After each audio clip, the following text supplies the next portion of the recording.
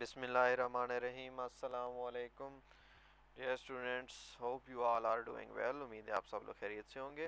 Last video में हमने science की डेफिनेशन देखी थी, केमिस्ट्री देखी थी, यूजेस देखे थे और डिसएडवांटेजेस देखे थे। अब हम डिस्कस करने जा रहे हैं ब्रांचेस ऑफ केमिस्ट्री। मैं जल्दी जल्दी कोशिश करता हूँ इन सब की कंसेप्चुअली आपको बता दूँ, लेकिन वीडियो शुरू करने से पहले आप सबसे गुजारिश है कि आप चैनल को सब्सक्राइब करें। अब स्टार्ट करते हैं ब्रांचेस ऑफ केमिस्ट्री।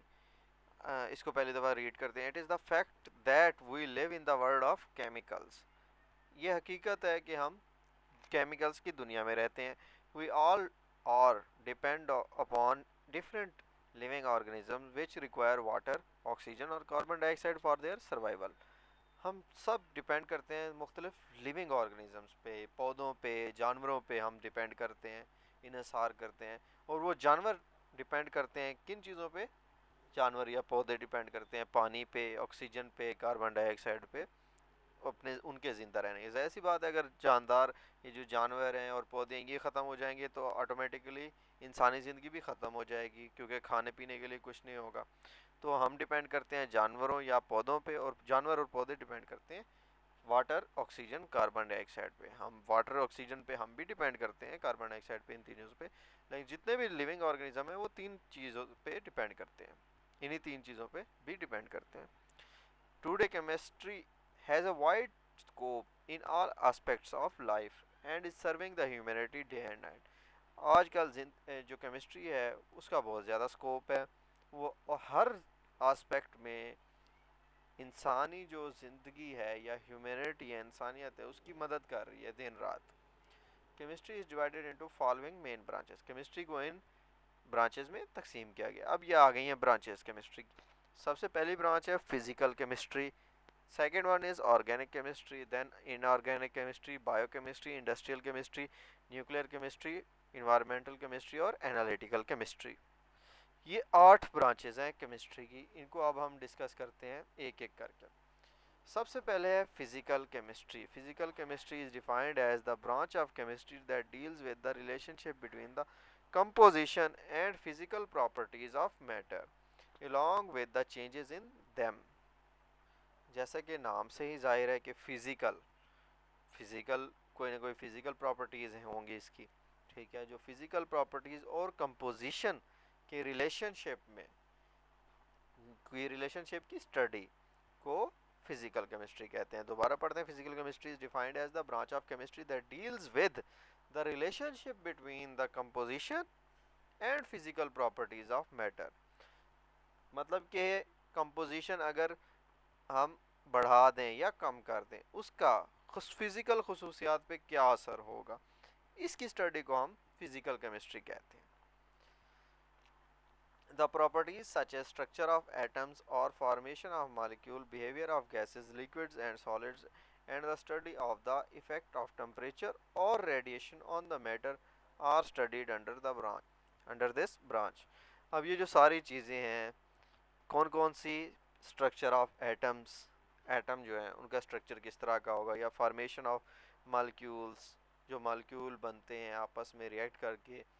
अब हाइड्रोजन और ऑक्सीजन ही क्यों आपस में बॉन्ड बनाते हैं, दूसरे कंपाउंड के साथ ये किस तरह बॉन्ड बनाएंगे या नहीं बनाएंगे तो क्यों नहीं बनाएंगे, ये सारी स्टडी हम फिजिकल केमिस्ट्री में पढ़ते हैं। इसके अलावा गैसेस जो हैं उनका बिहेवियर क्या होगा। बिहेवियर का मतलब है इनको अगर टेम्परेचर बढ़ा देंगे तो इन क्या शो करेंगे, इनका वॉल्यूम किस तरह से चेंज होगा।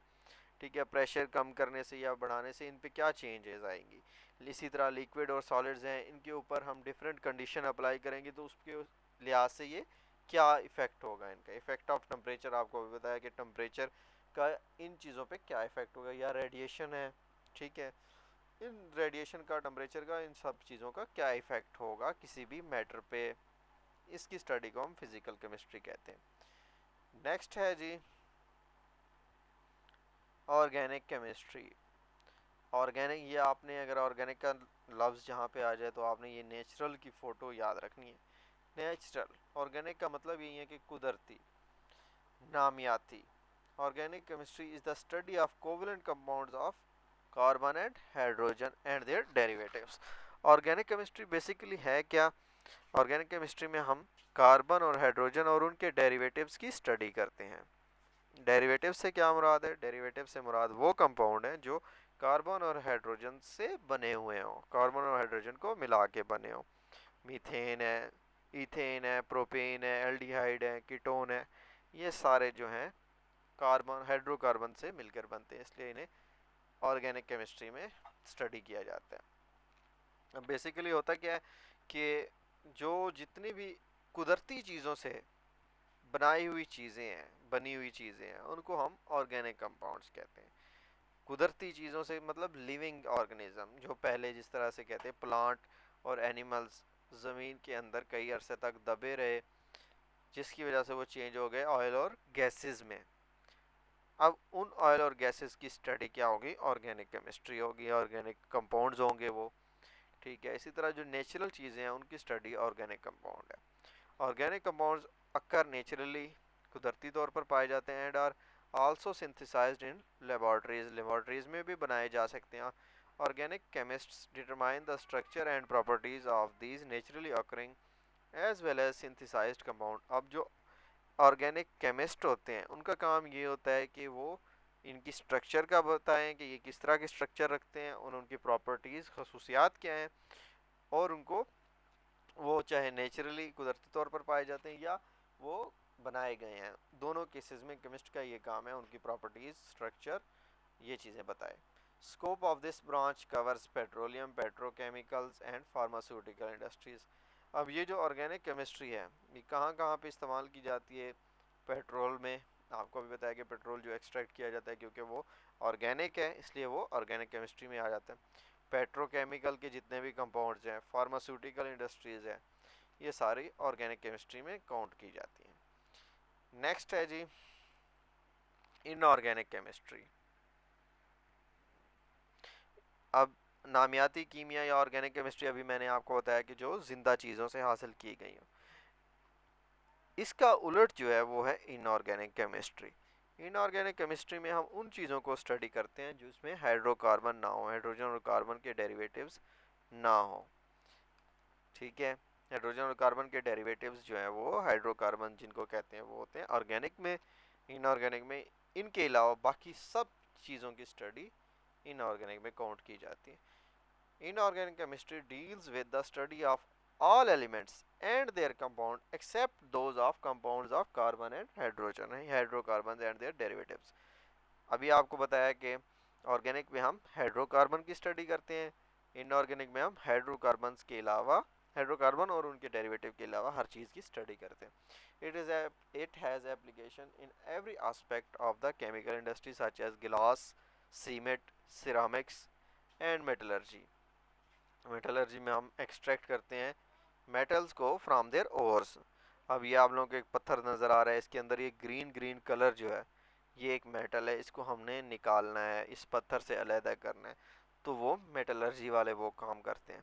हम पूरा पत्थर हमारे काम का नहीं है, हमारे काम का सिर्फ वो मेटल है, उसको अलहदा करना मेटलर्जी वालों का काम है। तो ये भी इनऑर्गेनिक के अंदर आता है। इसके अलावा जो चीनी के बर्तन जिन्हें कहते हैं सिरामिक्स, वो भी इनऑर्गेनिक में काउंट किए जाते हैं। नेक्स्ट है जी बायोकेमिस्ट्री। बायोकेमिस्ट्री में it is the branch of chemistry in which we study the structure, composition and chemical reaction of substances found in living organisms. जो जिंदा चीज़ें हैं उनके अंदर जितने भी केमिकल रिएक्शंस हो रहे हैं और जिंदा चीज़ों के अंदर मुख्तलिफ कंपाउंड्स की कंपोजिशन क्या है, उनकी स्ट्रक्चर क्या है, इस सारे चीज़ का मुतालिया बायोकेमिस्ट्री कहलाता है। It covers all chemical processes taking place in living organisms such as synthesis and metabolism of biomolecules like carbohydrates, proteins, and fats. Biochemistry emerged as a separate discipline when scientists began to study how living things obtain energy from food and how the fundamental biological changes occur during a disease। ठीक है, अब वो ये जो biochemistry है वो कहता है कि एक बिल्कुल ही मुख्तलिफ किस्म की साइंस उभर कर आई, जिसमें साइंसदानों ने ये स्टडी करना शुरू किया कि जो लिविंग ऑर्गेनिजम्स हैं, जो ज़िंदा चीज़ें हैं, उनके अंदर जो एनर्जी है वो खुराक से किस तरह से बनती है, खुराक हम खाते हैं वो एनर्जी में किस तरह चेंज हो जाती है, ठीक है। इसके अलावा दूसरी जो हम बीमार होते हैं तो बीमारी की क्या वजूहात होती हैं, ये सारी चीज़ों में मुतालिया बायोकेमिस्ट्री कहलाता है। Examples of application of biochemistry are in the fields of medicine, दवाइयों में, फूड साइंस एंड एग्रीकल्चर। अब इन सब चीज़ों में बायोकेमिस्ट्री का मुताला किया जाता है। नेक्स्ट है जी इंडस्ट्रियल केमिस्ट्री।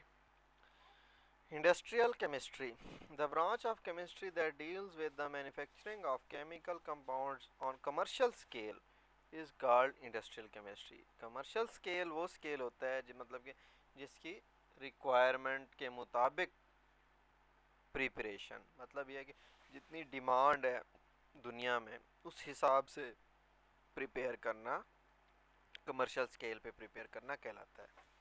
मतलब एक बहुत बड़े लार्ज स्केल पे, इंडस्ट्रियल स्केल पे manufacturing of chemical compounds on industrial scale is known as industrial chemistry. आप इस तरह से भी इसकी डेफिनेशन लिख सकते हैं। It deals with the manufacturing of basic chemicals such as oxygen, chlorine, ammonia, caustic soda, nitric acid, sulphuric acid.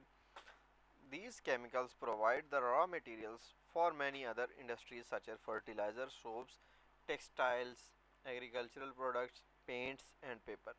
अब बेसिकली होता यह है कि जो इंडस्ट्री है वो आपको बेसिक केमिकल्स बना के देती है। इंडस्ट्रियल केमिस्ट्री में हम बेसिक केमिकल्स बनाते हैं जिनमें oxygen, chlorine, ammonia, caustic soda, nitric acid, sulphuric acid और इस जैसे कंपाउंड्स शामिल हैं। अब ये कंपाउंड्स इंडस्ट्रियल बेसिक इंडस्ट्री बना के देती है। उसके बाद जो आगे इंडस्ट्रीज़ होती हैं जो कि फर्टिलाइज़र, खादों की हो गई, सोप्स, डिटर्जेंट्स की हो गई, टेक्सटाइल इंडस्ट्री हो गई, एग्रीकल्चरल हो गई, ठीक है, पेंट्स एंड पेपर। तो ये सारी ये जो चीज़ें हैं, फर्टिलाइज़र, सोप, ये इंडस्ट्रियाँ उन बेसिक कंपाउंड्स को लेकर फिर आगे अपनी प्रोडक्ट बनाते हैं। रॉ मटेरियल की क्या मतलब है, वो मटेरियल जिनको हम बेसिक तौर पर लेते हैं और उससे प्रोडक्ट बनाते हैं, बुनियादी तौर पर जिनको लेके आगे प्रोडक्ट बनाते हैं उन मटेरियल को रॉ मटेरियल कहते हैं। नेक्स्ट है nuclear chemistry. Nuclear chemistry is the branch of chemistry that deals with the radio activity, nuclear processes and properties. अब जो न्यूक्लियर केमिस्ट्री है इसमें हम स्टडी करते हैं रेडियो एक्टिविटी के रिलेटेड, मतलब कि रेडियो एक्टिव एलिमेंट्स जितने भी हैं उन सब की स्टडी न्यूक्लियर केमिस्ट्री में आती है। The main concern of this branch is with the atomic energy and its uses in daily life। जो एटॉमिक एनर्जी है इसको हम अपनी रोज़मर्रा ज़िंदगी में किस तरह से इस्तेमाल कर सकते हैं, ठीक है। इससे लाइट, बिजली बना सकते हैं, इसकी एनर्जी को हम मज़ीद यूटिलाइज़ कर सकते हैं किस तरह से, कौन से वेज हैं, उन सारों की स्टडी न्यूक्लियर केमिस्ट्री में आती है। It also includes the study of chemical effects resulting from the absorption of radiation within animals, plants and other materials। अब अगर केमिकल इफ़ेक्ट क्या होगा, कोई भी लिविंग चीज़ है, जानदार हैं, जानवर हैं, पौधे हैं, वो अगर रेडिएशन को ऑब्जॉर्व कर लेते हैं, उनके ऊपर रेडिएशन पड़ती है तो उसका क्या इफ़ेक्ट होगा। It has vast application in medical treatment. Medical treatment में बहुत ज़्यादा इस्तेमाल किया जाता है। रेडियोथेरेपी हो गई, प्रेजर्वेशन ऑफ फूड में फूड को महफूज कई अरसे तक महफूज रखने में इसका इस्तेमाल किया जाता है। And generation of electric power through nuclear reactors, electric power generate करने में इसका इस्तेमाल किया जाता है। नेक्स्ट है इन्वायरमेंटल केमिस्ट्री। इन्वायरमेंट आपको पता है माहौल को कहते हैं, तो माहौलियाती chemistry. It is the branch of chemistry in which we study about components of the environment and the effects of human activities on the environment। इसमें हम क्या करते हैं, दो चीज़ें स्टडी करते हैं। पहली चीज़ है कंपोनेंट्स ऑफ इन्वायरमेंट, माहौल में जो चीज़ें हैं उनकी स्टडी, और दूसरा इफ़ेक्ट क्या होता है इंसानी एक्टिविटीज़ का माहौल के ऊपर इंसानों का क्या इफ़ेक्ट होता है, असर होता है, और दूसरा कंपोनेंट्स कौन कौन से हैं, माहौल में क्या क्या चीज़ें हैं, उन सब की स्टडी इन्वायरमेंटल केमिस्ट्री में आती है। Environmental chemistry is related to other branches like biology, geology, ecology, soil and water. जो इन्वायरमेंटल केमिस्ट्री है ये दूसरी ब्रांचेस से भी मुंसलिक है, जैसा कि biology, geology, ecology, soil and water. The knowledge of chemical processes taking place in environment is necessary for its improvement and protection against population. तो जो ये नॉलेज है हमारा माहौलियाती इल्म, ये हमें ज़रूरी है। क्यों? क्योंकि हम अगर माहौल को बेहतर बनाना चाहते हैं तो हम किस तरह से कौन सी एक्टिविटीज़ करके माहौल को बेहतर बना सकते हैं, और हम किस तरह से इसको आलूदा होने से, पॉल्यूट होने से बचा सकते हैं। तो ये इन्वायरमेंटल केमिस्ट्री। आखिरी जो ब्रांच है केमिस्ट्री की वो है analytical chemistry. Analytical chemistry is the branch of chemistry that deals with separation and analysis of a sample to identify its components। क्या करते हैं हम इसमें? इसमें हम एक तो सेपरेशन करते हैं और दूसरा एनालिसिस करते हैं सैंपल का, टू आइडेंटिफाई इट्स कंपोनेंट्स, कि इसके अंदर क्या क्या चीज़ें हैं। कोई भी हम सैंपल लेते हैं, कहीं से कोई लिक्विड लेते हैं या गैस लेते हैं या कोई सॉलिड, कोई भी चीज़ हम लेते हैं, हम उसका एनालिसिस करते हैं, उसको देखते हैं कि भाई इसके अंदर क्या क्या चीज़ें मौजूद हैं। तो उसकी स्टडी हम एनालिटिकल केमिस्ट्री में करते हैं। Separation is carried out prior to qualitative and quantitative analysis. अब क्वालिटेटिव और क्वांटिटेटिव एनालिसिस करने से पहले सेपरेशन लाजमी होती है। क्वालिटेटिव एनालिसिस क्या देता है? वो क्वालिटेटिव एनालिसिस ये बताता है, प्रोवाइड द आइडेंटिटी ऑफ इस सब्सटेंस। क्वालिटेटिव एनालिसिस हमें ये बताता है कि ये कंपाउंड एक सैंपल में मौजूद है। On the other hand quantitative analysis determines the amount of each component present in the sample. Quantitative quantity बताता है कि भाई ये कंपाउंड अगर मौजूद है तो कितनी क्वांटिटी में मौजूद है, क्या तादाद है, क्या रेशियो है। तो ये क्वांटिटी बताता है। क्वालिटेटिव बताता है, मतलब ये है कि क्वालिटी बताता है इसमें क्या क्या चीज़ें मौजूद हैं, खालिस है या नहीं। क्वांटिटेटिव क्या बताता है कि इसके अंदर कितनी चीज़ कितनी रेशो में मौजूद है। Hence in this branch different techniques and instruments used for analysis are studied. अब मुख्तलिफ़ किस्म के इक्विपमेंट यूज़ किए जाते हैं इस सारी स्टडी के लिए। Scope of this branch covers food, water, environmental and clinical analysis. तो ये जो ब्रांच है एनालिटिकल केमिस्ट्री की, ये फूड की इंडस्ट्री में, वाटर में, माहौलियाती में और क्लिनिकल एनालिसिस में यूज़ की जाती है। थैंक यू, आज तक के लिए इतना ही। चैनल को सब्सक्राइब करें। नेक्स्ट हम फिर अगला टॉपिक इसका कवर करेंगे। अल्लाह हाफिज़।